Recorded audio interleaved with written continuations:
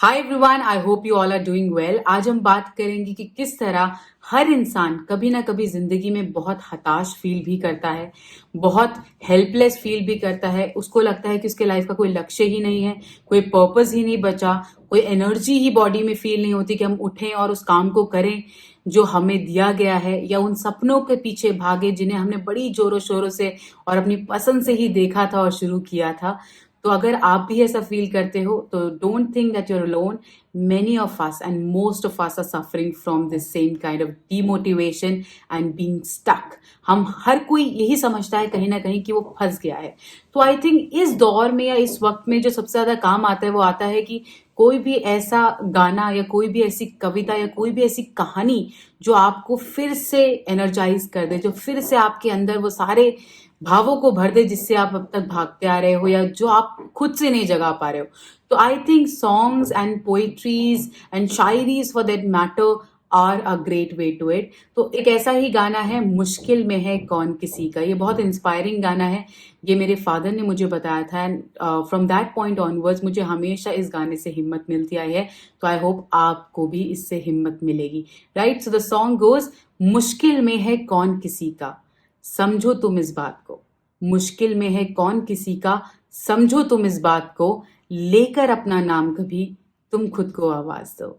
मुश्किल में है कौन किसी का, समझो तुम इस बात को, लेकर अपना नाम कभी तुम खुद को आवाज दो। औरों से तो खुश हो, खुद से क्यों नाराज हो, लेकर अपना नाम कभी तुम खुद को आवाज दो। जीने का ना शौक रहे तो क्या रखा है जीने में, एक कैदी की तरह कब से पड़ा है दिल ये सीने में। पिंजरे का दरवाजा तोड़ो, पंछी को परवाज दो, लेकर अपना नाम कभी तुम खुद को आवाज दो। और नहीं तो कम से कम इतनी तो तकलीफ करो, और नहीं तो कम से कम इतनी तो तकलीफ करो, लोगों की तारीफों में कभी खुद की भी तारीफ करो। औरों से तो खुश हो, खुद से क्यों नाराज हो, लेकर अपना नाम कभी तुम खुद को आवाज दो। ये इस गाने के बस कुछ ही बोल हैं, कुछ एक एक्सर्प्ट्स हैं, 3 पैराग्राफ्स मैंने लिए एंड आई होप आप समझ पाए होंगे कि इसका जिस्ट क्या है, इसका क्रक्स क्या है, इसका निष्कर्ष क्या है। इसका निष्कर्ष ये है कि बहुत बार लाइफ में हम डिसहार्टेंड, पर्पसलेस फील करते हैं। हमें लगता है कि कुछ भी दुनिया में है नहीं, और उसके बाद हम क्या करते हैं, बाहर ढूंढना शुरू हो जाते हैं solutions. That is we try to find remedial steps that we need to take in order to come out of this state of dejection, depression, whatever you call it. But there is one thing that we forget. We always consider ourselves the part of the problem that we are facing and not a part of the solution. That is, आप खुद को हमेशा place करते हो जो दिक्कत है उसमें। कभी खुद को आपने ये नहीं सोचा कि मैं भी तो सॉल्यूशन अपनी दिक्कतों का हो सकता हूँ या हो सकती हूँ।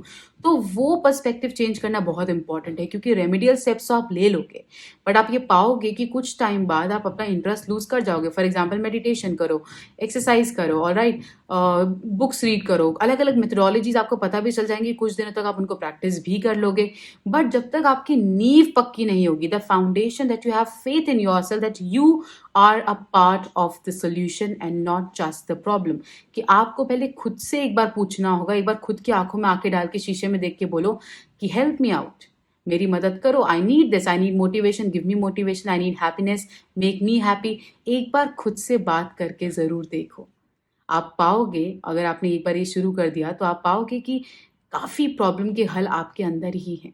आपको बाहर देखने की जरूरत नहीं है। और अगर आपने ये हल अच्छे से अपना लिया तो आप बाहर जितने भी और तरीके हैं उनको अच्छे से अडॉप्ट कर पाओगे एंड कंटिन्यू कर पाओगे, कंसिस्टेंट हो पाओगे। तो I think the key lies in having self affirmation, having faith in yourself that you are a part of the solution, that your body and your mind and your soul is not working against you, it's working with you in order to solve the problem.